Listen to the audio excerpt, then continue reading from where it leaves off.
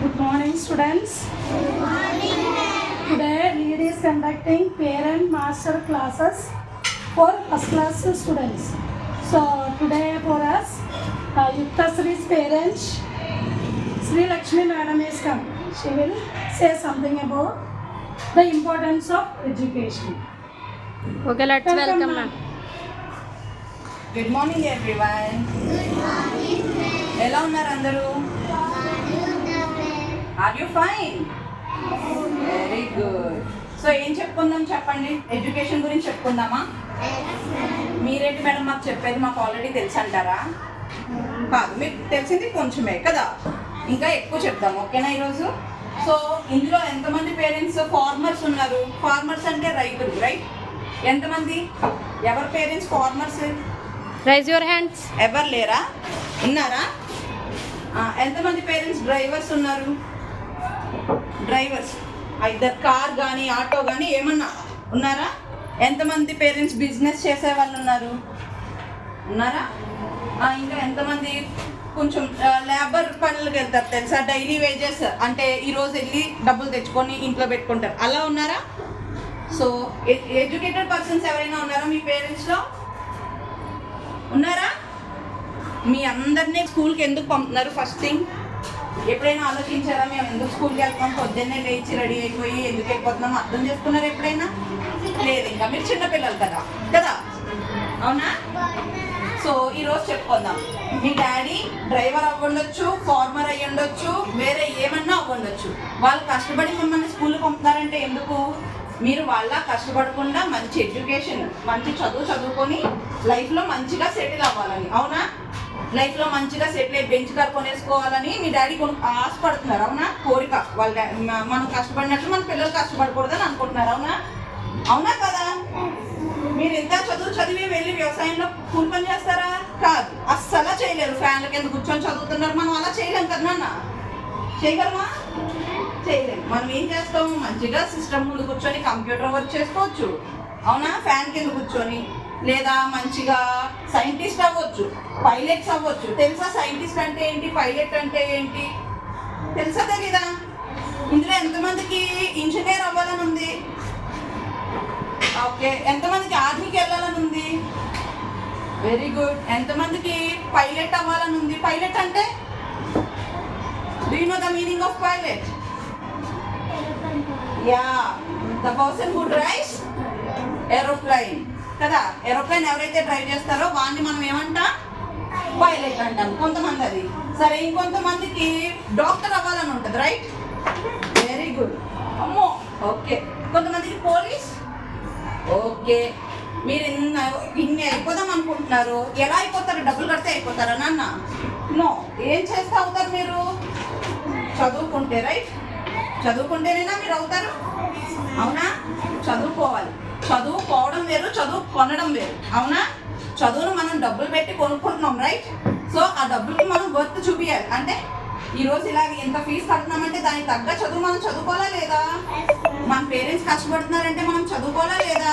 అంతే, మా మమ్మీ ఏదో క్యారెస్ పెట్టిందిలే మనం వచ్చేసి తినేసి స్కూల్లో పిల్లలతో ఆడేసుకొని వెళ్ళిపోదాం అని అనుకుంటే అలానే ఉంటారు మీరు, అవునా? అంతేగాని మనం చదువుకోవాలని మన మైండ్లోకి ఎప్పుడు రావాలి? మనకి చిన్నప్పటి నుంచే ఆ థాట్ అనేది మనకి మైండ్లో ఉండాలి, అవునా? సో చదువు ఎంత ఇంపార్టెంటో ఈరోజు చెప్పుకుందాం, ఓకేనా? ఏపీజే అబ్దుల్ కలాం తెలుసా మీకు ఎవరికన్నా? తెలీదా? ఎవరికి తెలీదా? కలాం ఎవరంటే ఆయన మనకి ఏం చేశారు? ప్రెసిడెంట్ ఏం చేశారు? ఆయన ఒక సైంటిస్ట్, రైట్? ఆయన ఫస్ట్ ఆయన ఒక చిన్ని గ్రామంలో పుట్టారు, ఒక చిన్ని విలేజ్. మనం ఎలా పుట్టామో అలా పుట్టారు. వినాలి, శ్రద్ధగా వినాలి, ఓకేనా? ఎలా పుట్టారు? మనం ఎలా పుట్టామో ఆయన అలాగే పుట్టారు. ఆయన ఏమీ పైనుంచి దిగలేదు, రైట్? సో ఆయన చిన్న పల్లెటూరులో ఒక చిన్ని గ్రామంలో పుట్టారు. సో ఆయన న్యూస్ పేపర్స్ వేసేవారు. ముగ్గురు అన్నయ్యలు, ఒక అక్క ఉన్నారు ఆయనకి. వాళ్ళ ఇంట్లో వాళ్ళ డాడీ ఏం చేసేవారు? బోట్ ఉంటుంది కదా, బోట్ తెలుసా? పడవ. అది డ్రైవ్ చేసేవారు ఆయన. సో ఎప్పుడైతే వాళ్ళ డాడీ కష్టం చూసి ఈయన మా డాడీ ఎంత కష్టపడుతున్నారు, మమ్మల్ని పెంచుతున్నారు అని ఆలోచించి తను ఏమవుదాం అనుకున్నారు? నేను చదువుకోవాలి, మంచి పైలట్ అవ్వాలి అనుకున్నారు చిన్న. సో ఆ పైలట్ అవడానికి ఆయన చాలా కష్టపడ్డారు, చదువుకున్నారు. కానీ అవ్వలేకపోయారు. కానీ అప్పుడు ఏం చేశారు, సరే పైలట్ కాదు నేను ఇంకా బాగా అచీవ్ చేయాలని చెప్పేసి ఏం చేశారు, ఆయన సైంటిస్ట్. ఏమయ్యారు? రాకెట్స్ ఉంటాయి తెలుసా మీకు? రాకెట్స్ ని పైకి పంపారు. ఐ మీన్ ఎక్కడికి? పైకి అంటే ఆకాశంలో పంపారు. అక్కడ ఏం జరుగుతున్నాయో అవన్నీ మనకి ఏం చేస్తారు, పిక్చర్స్ కింద తీసి మనకు పంపితే ఓకే ఇక్కడ ఇలా ఉందా, ఇక్కడ ఇలా ఉంది ఆకాశంలో అని మనకు తెలుస్తుంది. అవునా? అవునా కాదా? సో ఆయన ఎక్కడ పుట్టారు? ఒక చిన్న విలేజ్ లో పుట్టారు. ఒక చాలా లేని ఫ్యామిలీలో పుట్టారు. వాళ్ళ డాడీ ఏం చేస్తారు, బోట్ డ్రైవ్ చేస్తారు. వాళ్ళకి ఎంత వస్తుంది? మహా అయితే రోజుకి 100-200 అంతేనా, అంతకు మించి ఏమైనా వస్తుంది వాళ్ళకి? కానీ ఆయన ఎందుకు అంత పెద్ద ఆయన అయ్యారు, ఆయన లైఫ్లో అంత సక్సెస్ ఎందుకు అయ్యారు? ఆయనకి ఏముంది? ఆయన చేతిలో వెపన్ ఏముంది? వెపన్ అంటే ఏంటి? ఆయుధం. ఆయన చేతిలో ఆయుధం ఏముంది? ఆయన చేతిలో? ఎందుకు ఆయన అంత పెద్ద ఆయన అయ్యారు? ఎడ్యుకేషన్ ఉంది. ఏముంది నాన్న?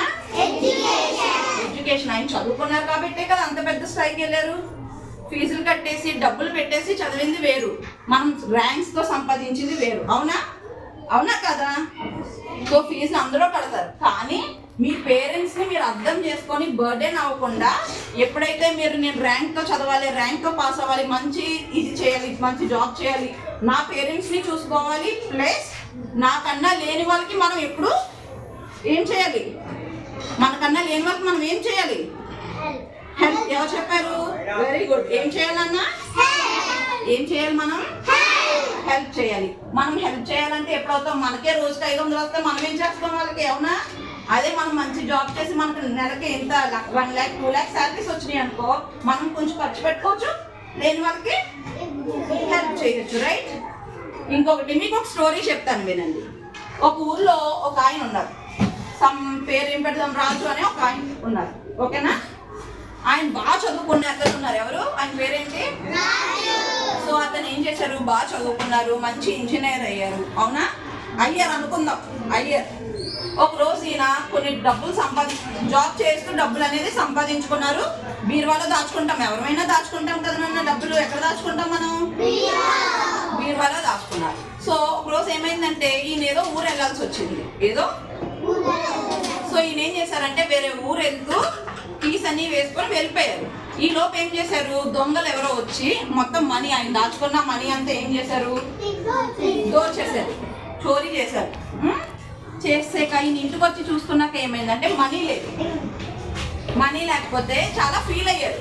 కానీ అతనుకున్న బిల్నెస్, తనకున్న ధైర్యం ఏంటి, నేను మళ్ళీ సంపాదించుకోగలను, ఎందుకంటే నా దగ్గర ఏముంది, చదువు ఉంది. రైట్? నా దగ్గర ఏముంది? సరస్వతి దేవి అంటే ఎవరు? దేవత. రైట్? ఏదైతే మనం చదువును పూజిస్తామో ఆ తల్లి పేరేంటి? సరస్వతి. రైట్? డబ్బుల్ని ఏమంటాము, ఏదేవి ఎవరితో పూజిస్తాము? లక్ష్మీదేవితో. అవునా? సరస్వతి, లక్ష్మీదేవి. సరస్వతి ఉన్న చోట ఎవరుంటారు? ఉంటది. ఎందుకంటే నువ్వు చదువుకుంటున్నావు, పొద్దున ఈ జాబ్ కాకపోతే ఇంకో జాబ్కి వెళ్తావు. అవునా? వెళ్ళినప్పుడు ఏం చేస్తావు, అక్కడ మంచిగా డబ్బులు ఆన్ చేసుకుంటావు. నువ్వు సరస్వతీదేవి నీ మైండ్లో ఉంది కాబట్టే కదా లక్ష్మీదేవి కూడా నీకు వస్తుంది. నెల శాలరీ పడదా?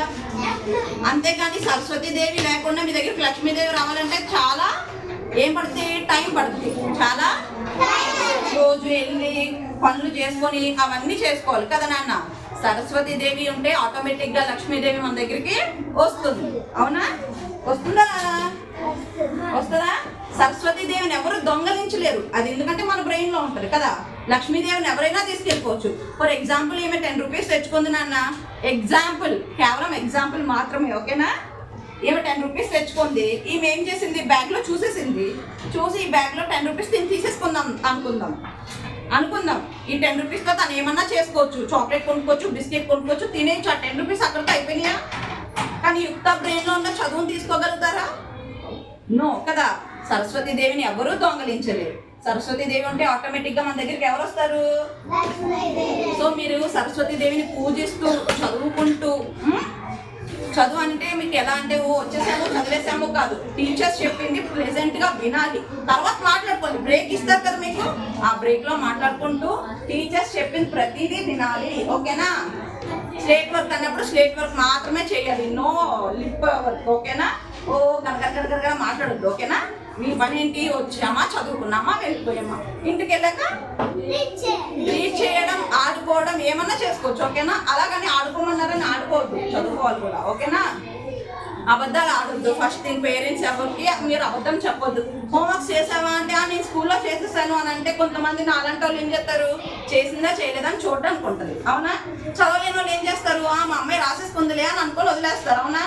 అప్పుడు తర్వాత రోజు మీరు స్కూల్కి వచ్చాక హోంవర్క్ చేయకపోతే మీకా పనిష్మెంట్ మాకా? మీకు ఉంటుంది, ఈ మమ్మీ ఏం చేస్తున్నారు ఇంట్లో హోంవర్క్లు రాయించలేదని మమ్మల్ని తిట్టుకుంటారు మీ టీచర్స్. అవునా?